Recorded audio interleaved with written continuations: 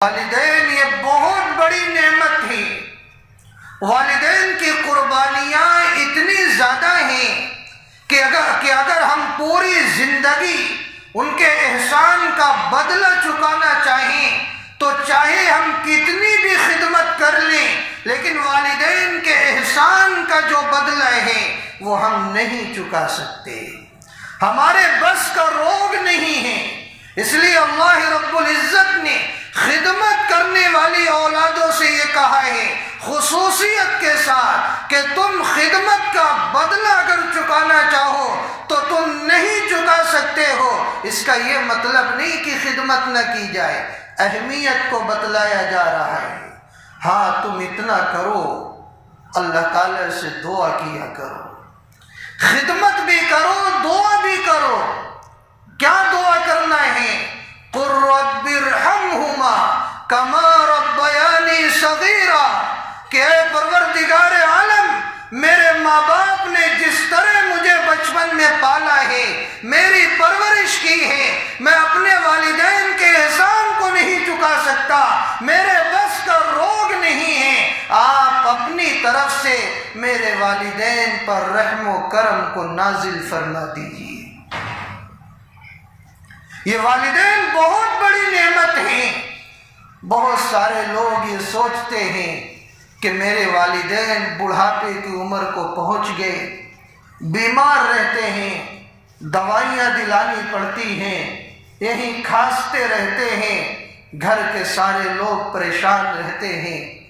ایسی اولاد سے میں یہ کہنا چاہتا ہوں کہ والدین چاہے جس حال میں بھی ہوں، چاہے وہ اپنے ہاتھوں کو ہلا نہ سکیں، چاہے وہ قضائے حاجت جگہ پہ کر دیں، چاہے وہ بستر سے اٹھنے کے قابل نہ ہو، چاہے آپ کتنی دوائیاں ان کو دلاتے رہیں، والدین اگر حیات ہیں، ان کی سانسیں چل رہی ہیں تو یہ بات یاد رکھیں وہ آپ کے لیے نعمت ہیں، خیر کا ذریعہ ہیں۔ والدین کبھی شر کا ذریعہ نہیں ہو سکتے۔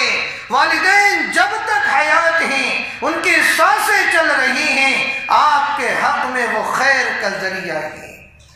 انہی والدین کی برکت سے جو بیماری کی حالت میں آپ کے گھر کے اندر ہیں، جن والدین سے آپ اکتا رہے ہیں، انہی والدین کی حیات کی برکت سے اللہ تعالیٰ آپ کو نہ جانے کتنی مصیبتوں سے بچاتا ہے، کتنی آزمائشوں میں کامیاب کرتا ہے، اور اللہ تعالیٰ نہ جانے کتنی زیادہ نعمتیں آپ کو عطا کرتا ہے، اور نہ جانے اللہ تعالیٰ کیسی کیسی برکتیں آپ کے گھر میں اللہ تعالیٰ نازل فرماتا ہے۔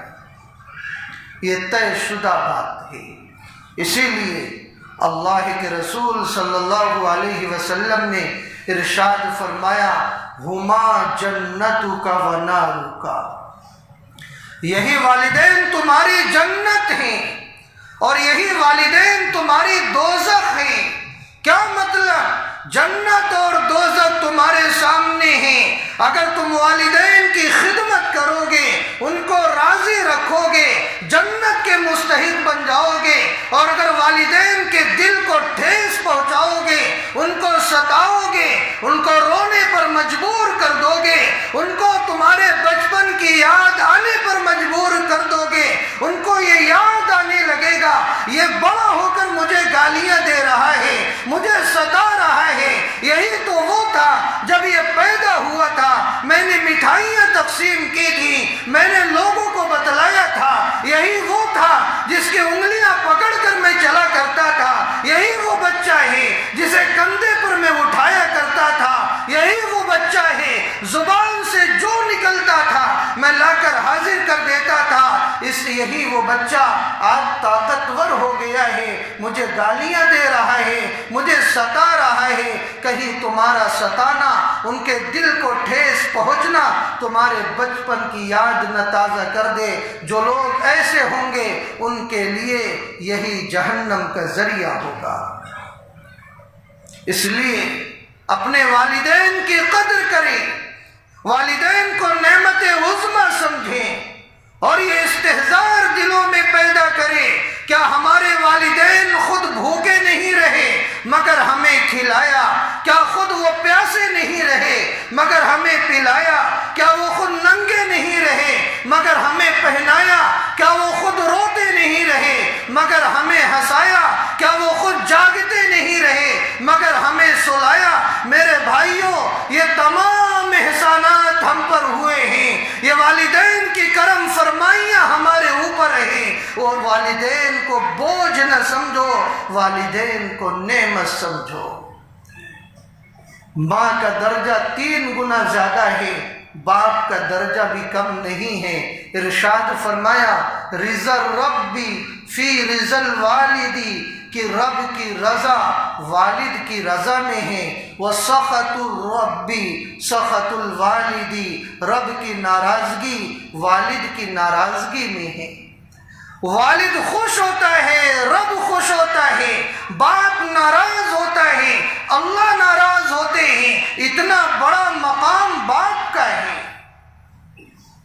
تو میرے بھائی، والدین کی نافرمانی سے خود کو بچائیں۔